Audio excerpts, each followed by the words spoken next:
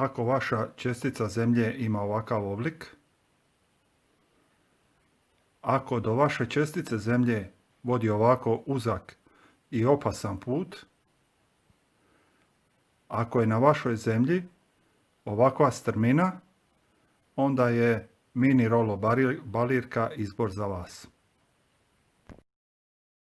Pokušat ću vam dati nekoliko savjeta za koje je meni, da bi shvatio o čemu se radi, bilo potrebna cijela jedna sezona košnje, a da bi vi ne bi gubili vrijeme i da bi vam bilo što lagodnije raditi sa balirkom Redlands i sa traktorom IMV, daću vam nekoliko savjeta.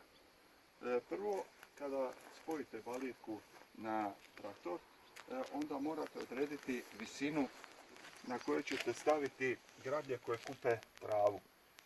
Pošto su u Dalmaciji tereni dosta kameniti i tlo je neravno, stavite to sa ovim lancem, regulirajte na visinu od 5 cm. Od 5 cm neka vam češljevi budu iznad tla. Nakon toga, kada dođete na zemlju, onda ćete sa ovom šipkom fino regulirati visinu češljeva. Znači, ako vidite da vam češljevi hvataju previše kamenja, onda ćete malo podignuti na način da ovo otpustite i vratite balirku malo prema natrag. U slučaju da vidite da vam ostaje previše trave, onda ćete samo malo stegnuti i na taj način balirka će se spustiti malo prema naprijed, dobit ćete 1 ili 2 cm, što će biti dovoljno da vam trava više ne ostaje na tlu. Pored toga, s obzirom da je u Dalmaciji trava malo tvrda, stavite ovaj regulator na niski stupanj zbijanja, tako da u tom slučaju manje će vam balirka presati, jer kad sam stavljao na srednji ili na teški, onda su bale bile pretvrde i nisu lagano mogle ispadati, nego bi se zaglavile u samoj balirki. Pored toga, kad sam montirao balirku, dosta veliki problem je bilo i reguliranje struje. Evo, tu je prikaz kako se to može riješiti na IMT traktorima. Ovo priključite i uređaji vam rade. Važno je da autoelektričar ili drugi čovjek koji će vam to rješavati zna ponešto o elektronici, inače neće moći dobro isprogramirati odgovarajuće uređaje da vam dobro rade. Jako je korisno, s obzirom da su tereni dosta neravni u Dalmaciji, da malo opteretite traktor, on je prelagan, i malo ga opteretite s prednje strane. U ovom slučaju ja sam stavio ovaj komad tračnice koji teži nekakvih 30 kila. Naravno, vi možete improvizirati i bilo kakvo drugo rješenje, ali moj je savjet da s prednje strane traktor bude malo opterećen.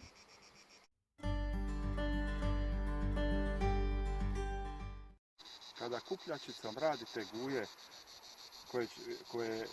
od sjena koje ćete kasnije balirati sa ovim tipom balirke, onda ih napravite na način da budu široke oko 50 cm, a visoke od 25 do 30 cm.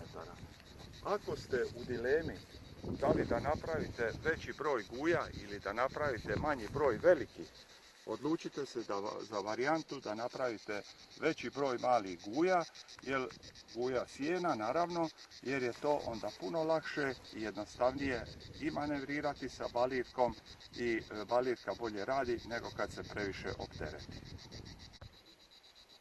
Kada krećete sa traktorom na baliranje i uključite kardan, trebate po preporuci je da se stavi na 540 okretaja.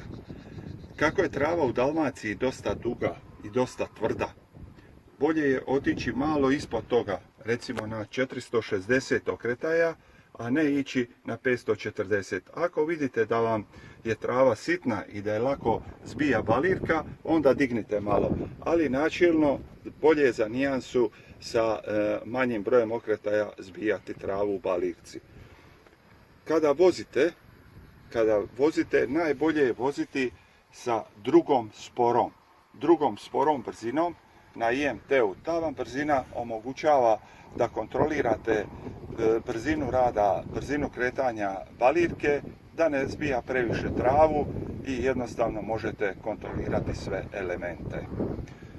Još bih vam dao jedan savjet, znači ponekad kada vam balirka nakupi previše trave, znači ovdje, kad se nakupi previše trave i vidite da više ne može gutati, imate 3 mogućnosti. Prva mogućnost vam je da stanete na 10 sekundi i pustite balirku neka pokuša sama probaviti tu travu. Ako vidite da to ne ide, onda podignete balirku i ona će na taj način smanjiti pritisak trave i to će vam poći za rukom. Ako ni ta tehnika ne daje željeni rezultat, onda se možete vratiti 1 metar nazad i na taj način će vam balirka zasigurno pokupiti i sav višak trave koji se nakupio i moći ćete nastaviti dalje sa radom.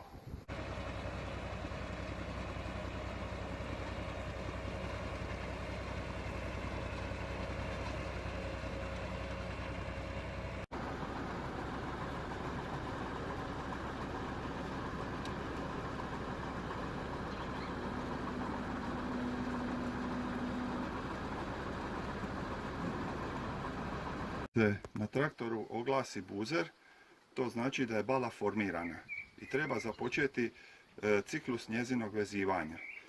U tome času lagano se ova poluga počinje spuštati i onda špagić upada između valjaka koji se ovdje nalaze, biva povučen i na taj način započinje, poluga se spusti do dna i započinje proces vezivanja i poluga se vraća nazad. No međutim, u slučaju da vam je ovaj rep od špaga prekratak, tada neće moći biti zahvaćen od strane valjaka i nećete imati proces vezivanja bale. Drugi problem koji se meni javio, kako u Dalmaciji pušu uvijek bura ili jugo, neki jaki vjetrovi, vjetar je taj dan kad sam balirao cijeli dan nosio uporno špag izvan prostora u kojem može biti zahvaćen od strane valjaka. I na taj način, kada bi krenula poluga prema dolje, ovaj bi špagić još uvijek vijorio vani i proces vezivanja bale nikako se ne bi mogao obaviti. Zbog toga kad radite po jakim vjetrovima, koji su ovdje u Dalmaciji prisutni, morate voditi računa o tome. Drugi problem može biti ako vam tijekom rada veća količina sjena padne ovdje, u tom i pritisne ovaj dio, i ne pritisne, nego nataloži se na dijelu na kojem su valjci, tada će vam špag doći na to sjeno i neće moći biti zahvaćen od strane valjaka. I tada će vam izostati ciklus vezivanja bale, što će stvarati dosta velike probleme jer je kasnije balu teško izvući, nije vezana i tako dalje. Zbog toga ove 3 stvari povedite uvijek računa. Da vam je špag dovoljno dug, da ga ne nosi vjetar i da nema ovdje slame na dijelu gdje mora biti zahvaćen od strane valjaka. Bale u Dalmaciji teške su preko 25 kg. Nisu kao one što se predviđa da bi trebale biti oko 15.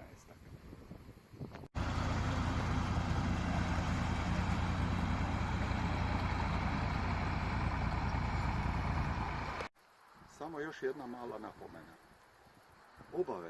Obavezno, kada skrećete, kada radite bilo kakav manevar sa balirkom, osim da vozite ravno s njom, dignite je od tla sa hidraulikom.